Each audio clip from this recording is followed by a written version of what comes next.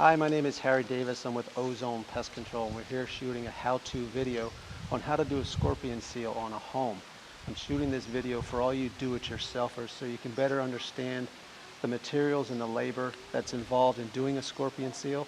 And if after this video you decide that it's too labor-intensive, please feel free to give us a call. Some of the products you're going to want to use are right here in front of you. One of them is this weather stripping. To do one door, it's about $15. And again, you can buy this at Home Depot. Another product that we use is this Alex Plus through DAP. It's a silicone, it goes on white and it dries clear. It's about 25 bucks for a case of 12. It's very important that you make sure that it dries clear, because when you put this on, you don't want to leave a white mark wherever you use it. Another product for about 5 bucks a can is this DAP Tex Plus. It's a foam sealant. It expands just a little bit, just to cover a little bit bigger areas than you would with the silicone. You're obviously going to need a caulking gun, which for about $3 or $4 you can get this also at Home Depot. And then a bag of steel wool. The steel wool is probably about $3 or $4 as well. And oh, don't forget, you're going to need some knee pads, because when you're crawling around the bottom of the home, you're definitely going to need some knee pads. And we also recommend some rags for cleanup.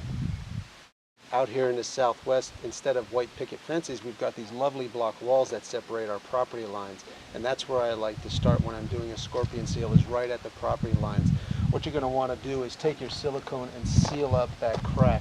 Now on the border property, you're going to want to do your neighbor's side as well. You ask your neighbor, I'm sure they wouldn't mind you doing it. But this is how it goes.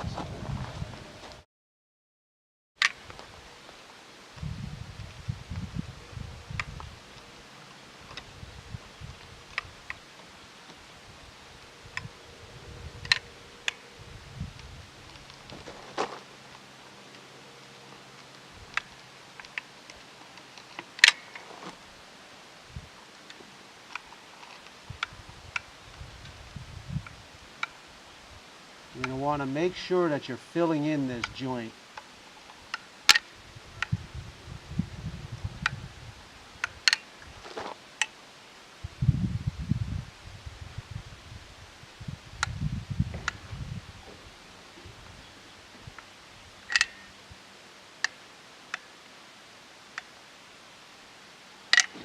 And just take your finger, clean up any excess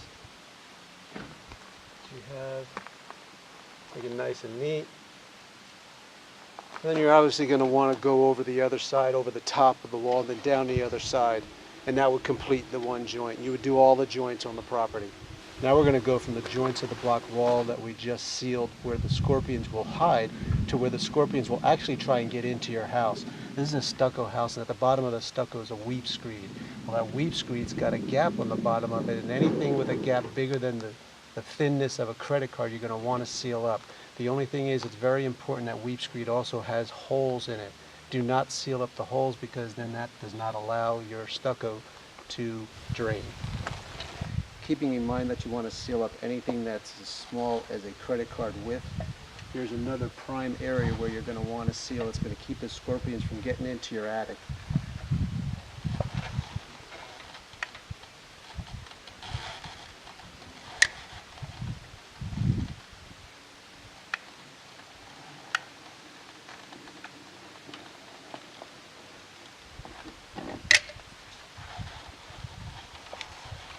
You can see the idea here is to seal everything that's about the size of a credit card. So you're going to want to go around the outside of the house, checking all the plumbing, checking any electrical, anything that enters the house, lighting, exterior lighting, anything. You're going to want to go around and just silicone them all up.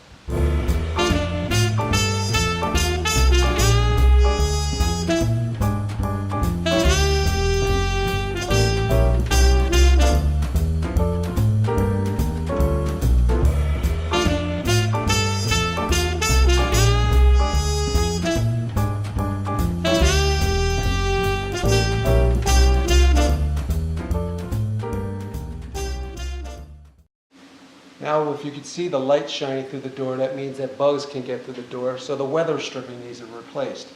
This is the weather stripping. You use just a pair of scissors to cut it, and we'll show you how to do that right now.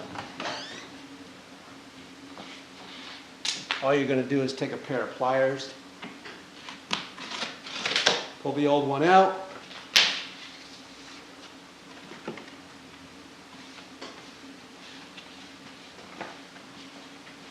push a new one in.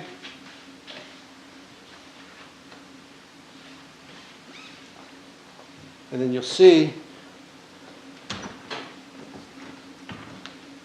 there's no light shining through the door. The problem is solved. For the sake of saving time, you would do that around the whole door, but just for the sake of time, we're just going to do this side. We're inside the home now. We're going to show you a couple other areas where it should be sealed as well from the inside. For the sake of saving time, I've taken the vent off. A lot of times we'll hear that the customers are saying that the scorpions are coming out of their vents. It's not the case. Your vents are sealed. What is happening is between the attic and the vent, there's typically a gap in here where there's enough space for scorpions to get through. So what you would do is you would seal this up with that silicone as well, and then simply put the lid back on, and then you're done. Now once you're done with all of your air ducts and your lighting, if you've got hi-hats, you'd want to seal those off as well. Once you're done with all that, you're going to want to do your plumbing. And one of the key spots for the plumbing is right where the shower head comes out of the wall. This little ring here will twist off. You'll be able to pull that off and seal behind the wall where the plumbing comes out, and then just push that ring back over. All of the plumbing where it comes out for your toilets, underneath your sinks, you're going to want to seal all of those areas with that same silicone. That concludes this video for the scorpion seal. I hope it's helped all of you do-it-yourselfers. If you have any questions or concerns, please just give us a call. Thank you.